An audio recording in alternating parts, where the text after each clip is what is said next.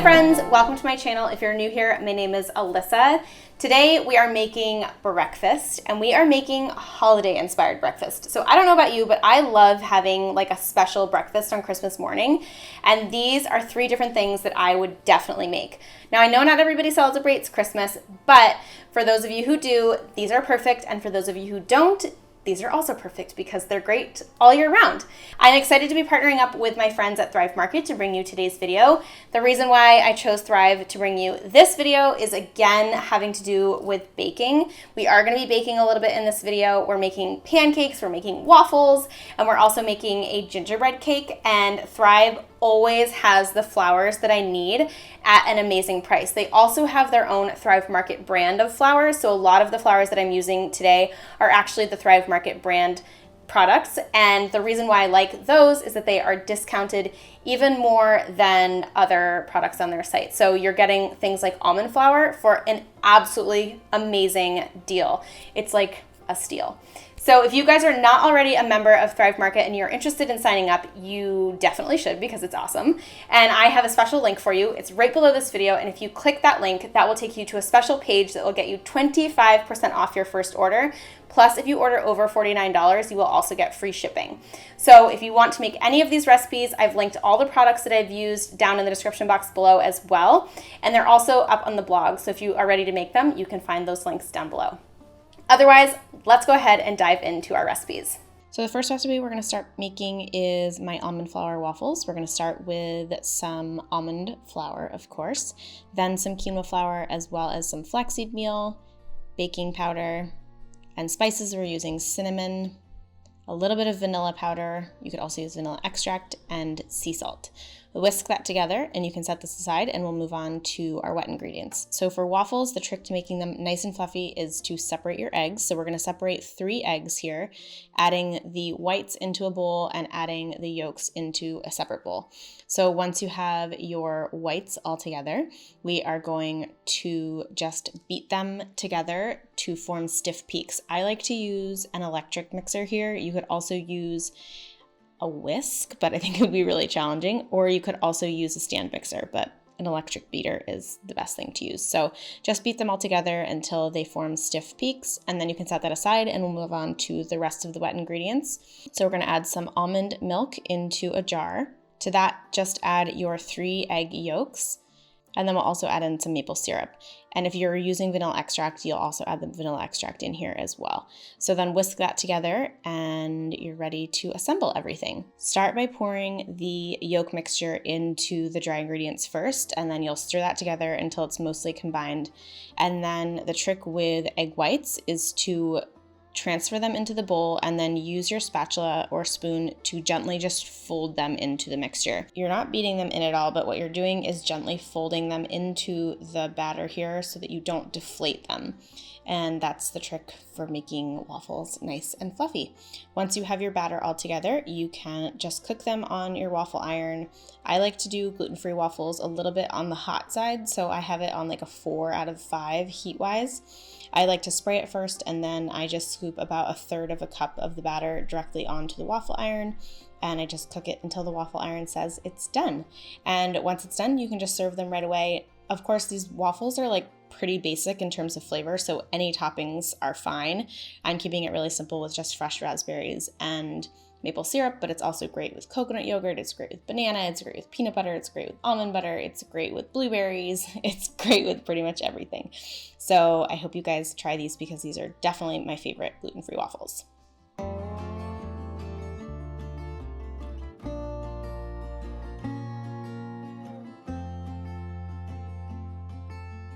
The second recipe we're going to make is my gingerbread cake. So we are going to start by adding 2 eggs into a mixing bowl.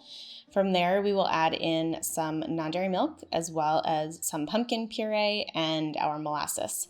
You will stir this together until it is smooth-ish, and then we will add in our coconut sugar and then beat that together until it's all nice and combined.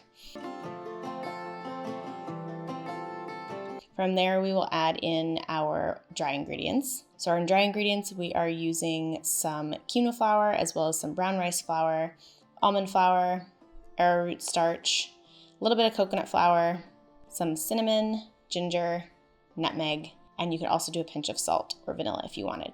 And just like many of my other recipes, this is a 1-bowl recipe, so you can just stir it all together directly in this bowl. Just stir it with your spoon. You could also beat it together with an electric beater if you wanted. And like I said in the beginning of the video, but I do just want to mention it one more time, you can get all of these flours, which are usually pretty pricey at places like Whole Foods. You can get them all for an amazing discount on Thrive Market. So once we have our gingerbread cake batter all nice and smooth, we are just going to transfer this into a parchment-lined baking pan. I like to use a square pan here. I think you could also make this into a loaf. I haven't tested it, but the baking times would be just slightly different. You could actually probably also make this into muffins, but we're going to do a cake here. So we're going to just smooth it over with the back of our wooden spoon, make sure it gets into the corners, and then we're just going to bake it up in the oven until it is baked through the center. Full instructions are on the blog. And this is what it looks like when it comes out of the oven. You're going to want to let it cool in the pan for a good 10 to 15 minutes, and then you can just transfer it onto a wire rack or a cooling rack or whatever, and let it cool completely before you cut into it. So once you are ready to cut into it, you will see it has such a soft texture, like the texture of cake. It's so awesome.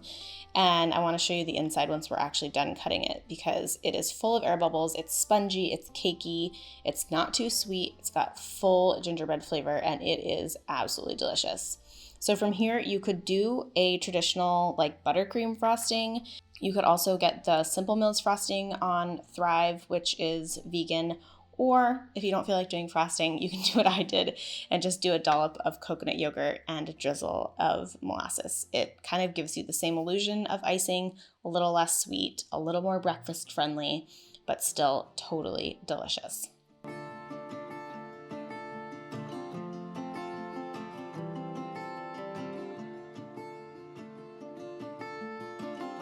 All right, and our final recipe today is cinnamon roll pancakes. We are gonna start with quinoa flour.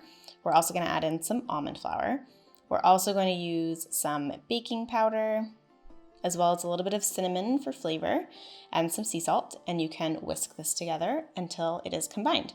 And you'll notice that a lot of the recipes here are using the same flour combinations.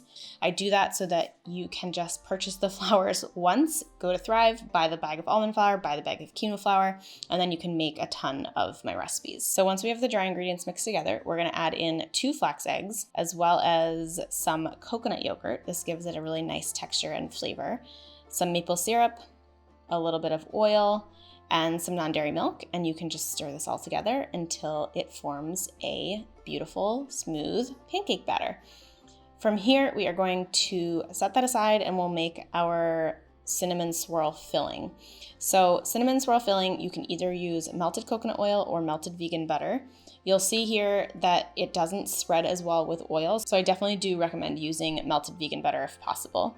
You'll also add in some coconut sugar as well as some cinnamon, and you'll just stir that all together until it is like stirrable, I guess.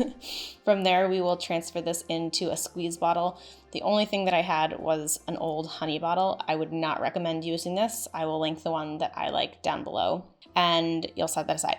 So once we are ready to cook our pancakes, we are going to heat up our skillet, and you'll just add about a third of a cup, between a quarter and a third of a cup of the batter onto your pan, and then use your squeeze bottle, and you'll see why this one isn't good, to form the swirl in the center of the pancake. So this one doesn't have a very good squeeze thing, so it didn't come out all that well. So I had to use my hand to kind of like create the swirl. But if you use the bottle that I link down below, you will be able to get a better swirl than this. And then basically we're just going to cook it like you would regular pancakes until the bubbles start to form, and then we can just flip it over and cook it for another few minutes, and that's pretty much it. Just repeat until you've cooked all of your pancakes. And then for serving, I love to do a pat of vegan butter, and then I do a drizzle of melted coconut butter. It reminds me of icing. It's extra, obviously, healthy fats, but it doesn't have like a ton of sugar, and it kind of just reminds you of a cinnamon roll.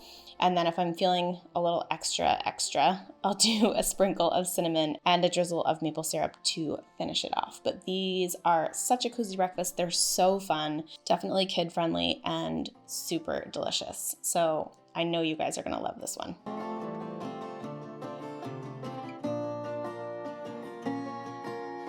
And there you have it, my friends. I hope you enjoyed our holiday-inspired breakfast recipes. Can't wait to hear which one you're gonna make first. Of course, the pancakes and the waffles are like great all year round. Gingerbread, it's a little holiday specific, but also delicious.